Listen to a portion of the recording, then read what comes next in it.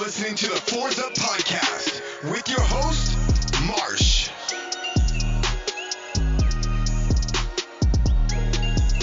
All right. Welcome on into the Fours Up Podcast. I am your host, Marsh Thomas. As always, welcome by my boy, Jordan Nelson. What's up, everybody? How you doing, Marsh? You know what? I'm trying to control my emotions. I don't want to sound too hyped. But, we got him! We got him! Ed Reed is back in the building, baby! That's what's up, dude. I am so pumped. A few hours ago, Ed Reed has been hired as the new chief of staff for your Miami Hurricanes. I really don't know. I'm trying to get not get choked up. I'm trying to not run through a wall. I got my shoulder pads on. Bro, I am so freaking excited and happy right now. How are you feeling? Dude, I'm right there with you. I mean, I've been jumping around the house for hours, it feels like, and I'm trying to keep up the intensity, man, but I'm going on hours of celebrating, Yeah, man. I just can't believe it actually it's done. We got it. He's back. Arguably the greatest Miami Hurricane of all time, arguably the greatest safety in NFL history. He's in the College Football Hall of Fame. He's in the NFL Hall of Fame. Ring of Honor. He bleeds orange and green, and this move just feels bigger than any other move that we've been making. This guy, he knows the program. He was there when it was being rebuilt with Butch Davis.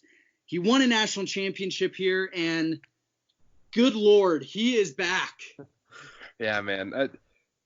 To me, this means a few really important things, and hopefully it's significant of a culture change that we're going to see. Ed is known for his intensity and work ethic, and I mean, he's brilliant. There's that clip of him beating Peyton Manning, and Bill Belichick telling him that's the greatest play he's ever seen, by a NFL safety. So I'm hoping all of this rubs off a little bit and hardens up the locker room a little bit, makes guys a little more prideful, or a little more proud to wear a U on their helmet. Yeah, man. It's I just can't imagine the excitement of the current players and the staff inside that building right now. I mean, this guy is the Miami Hurricanes. He is the University of Miami, and he could be doing anything in the football world, really. I mean, he could be in coaching, he could be in broadcasting, he could be doing whatever, and he's choosing to come back to Miami because, I mean, he's sick and tired of what he's been seeing. Yeah. He's ready to do something about it, man. What? I'm just giving it up to Manny Diaz and Blake James. A lot of people have given them crap, and deservedly so. I've bashed them, and hey, they made it happen, especially with the Alonzo Highsmith and that thing falling apart. And, Well, I wanted Alonzo Highsmith, but if there is any better second choice than Ed Reed, then I'd like to see him. Yeah. And along with that, I wanted Alonzo Highsmith as well. But I think the role that they wanted Alonzo in, he didn't really fit. Alonzo doesn't really strike me as a hype man mostly because of his NFL experience. I thought he was a little too big for the role of chief of staff. He would have been more like a director of football type thing. Yeah. Yeah. And one thing that I think is really great is that, Ed is, I feel like, is going to be able to connect with these kids a lot better than Alonzo Highsmith will be able to. Everyone knows Ed Reed. Everyone should know who Alonzo Highsmith is, but I mean, everyone knows who Ed Reed is. Oh yeah. This is the GOAT that we're talking about, the literal GOAT. Yeah. And I wanted to kind of just go over what his role is going to be. And this is from Manny Navarro's article from The Athletic that was posted about an hour ago. It says he will serve in an advisory role to Manny Diaz in all aspects of the football program, including strategic planning, quality control, operations, player evaluation, and player development. He will also provide assistance in team building, student athlete mentorship, and recruiting as permissible under NCAA rules. So there you have it. We got 2 guests coming on today. We're going to have Brad Tejeda and then also Cali Urrutia, 2 hyped Canes fans who are ready to talk. So what do you say? Let's bring on Brad first, all right? All right. Fellas, what's going on tonight? What's Brad, up, how you Brad? doing, my man?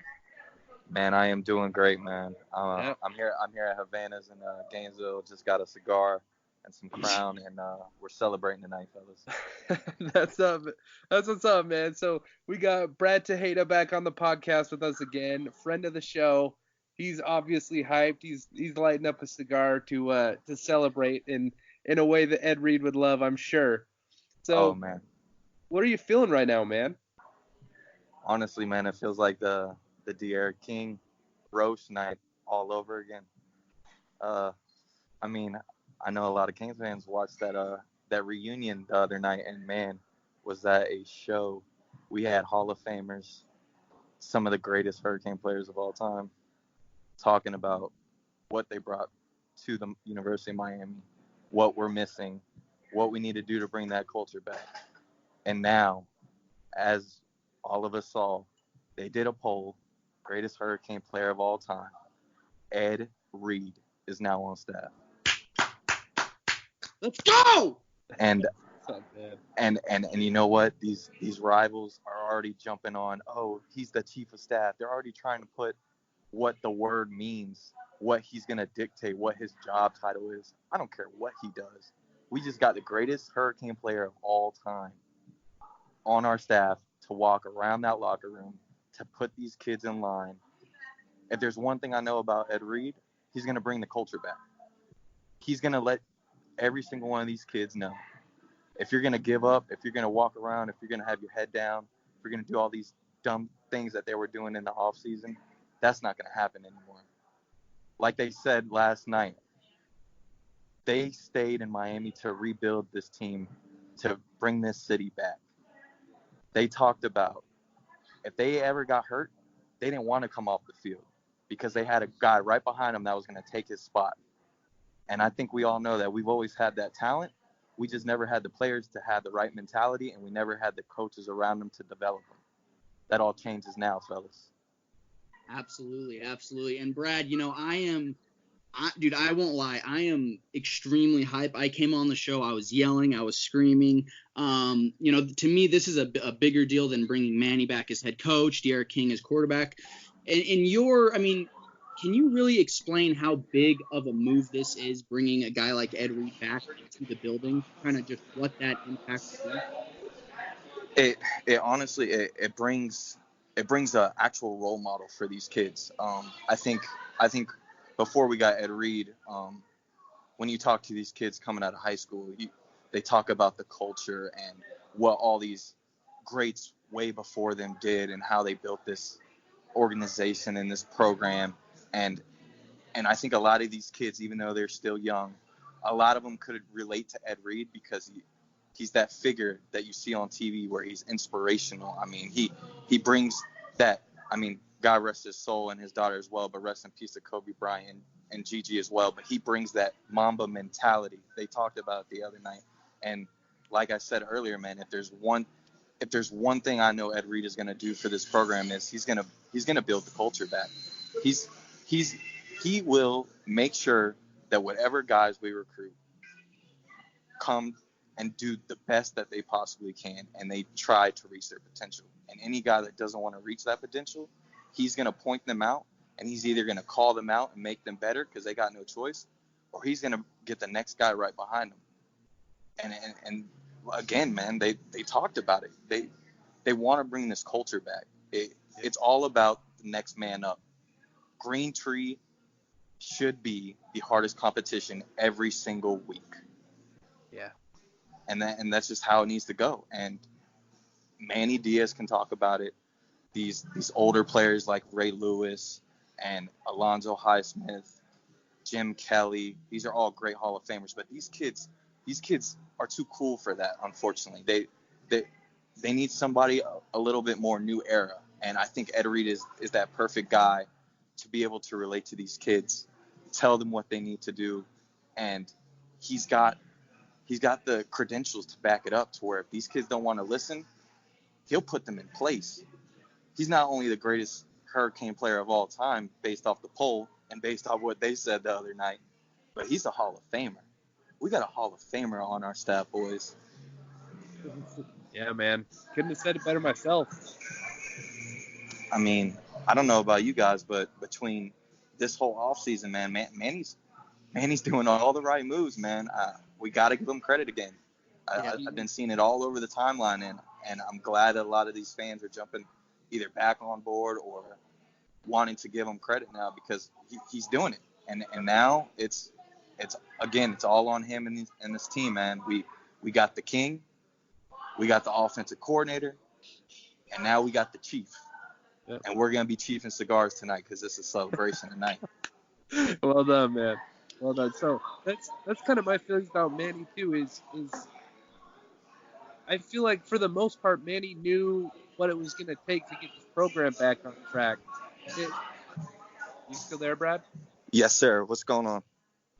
So I was just saying, I'm thinking, Manny might be missing a little bit of that intimate knowledge of what those teams had. He's done a lot of good things on paper to get us back to where we were, but hopefully now having Ed Reed on staff, someone who was a part of those dominant teams that will fill in the missing pieces that Manny's had.